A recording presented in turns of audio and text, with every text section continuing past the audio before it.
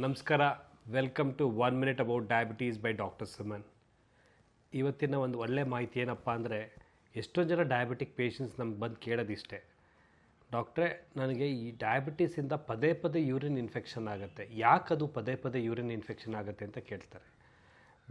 ನಾವು ಅವ್ರಿಗೆ ಹೇಳೋದಿಷ್ಟೇ, ಡಯಾಬಿಟೀಸು ಕಂಟ್ರೋಲ್ ಚೆನ್ನಾಗಿಲ್ಲ ಅಂದರೆ ಯೂಶ್ವಲಾಗಿ ಡಯಾಬಿಟೀಸಿಂದ ಯೂರಿನಲ್ಲಿ ಶುಗರ್ ಬರೋಕ್ಕೆ ಸ್ಟಾರ್ಟ್ ಆಗುತ್ತೆ. ಯಾವಾಗ ಈ ಶುಗರ್ ಬರೋಕ್ಕೆ ಸ್ಟಾರ್ಟ್ ಆಗುತ್ತೋ ಆ ಶುಗರಿಂದ ಯೂರಿನ್ ಇನ್ಫೆಕ್ಷನ್ ಆಗೋಕ್ಕೆ ಚಾನ್ಸಸ್ ಜಾಸ್ತಿ ಆಗುತ್ತೆ. ಸ್ಪೆಷಲಿ ಲೇಡೀಸಲ್ಲಂತೂ ತುಂಬಾ ಕಾಮನ್ ಆಗಿ ಬರುತ್ತೆ, ಎಸ್ಪೆಷಲಿ ಪಬ್ಲಿಕ್ ಟಾಯ್ಲೆಟ್ಸ್ ಯೂಸ್ ಮಾಡಿದಾಗ ಬರುತ್ತೆ. ಸೊ ಹಾಗಾಗಿ ಡಯಾಬಿಟಿಕ್ ಪೇಷಂಟ್ಸು ಯೂರಿನ್ ಇನ್ಫೆಕ್ಷನ್ ಆಗದಿರೋದನ್ನು ಪ್ರಿವೆಂಟ್ ಮಾಡೋದು ಹೇಗೆ ಅಂದರೆ, ಚೆನ್ನಾಗಿ ನೀರು ಕುಡಿಬೇಕು, ಚೆನ್ನಾಗಿ ಯೂರಿನ್ ಪಾಸ್ ಮಾಡಬೇಕು, ಶುಗರ್ ಕಂಟ್ರೋಲ್ ಚೆನ್ನಾಗಿ ಇಟ್ಕೊಬೇಕು. ಇವಿಷ್ಟೆಲ್ಲ ಇಟ್ಕೊಂಡ್ರೆ ಕಂಟ್ರೋಲ್ ಚೆನ್ನಾಗಿರುತ್ತೆ.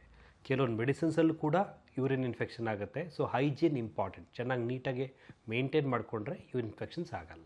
ಸೊ ಯೂರಿನ್ ಇನ್ಫೆಕ್ಷನ್ಸ್ ಈಸಿಯಾಗಿ ಪ್ರಿವೆಂಟ್ ಮಾಡ್ಬೋದು.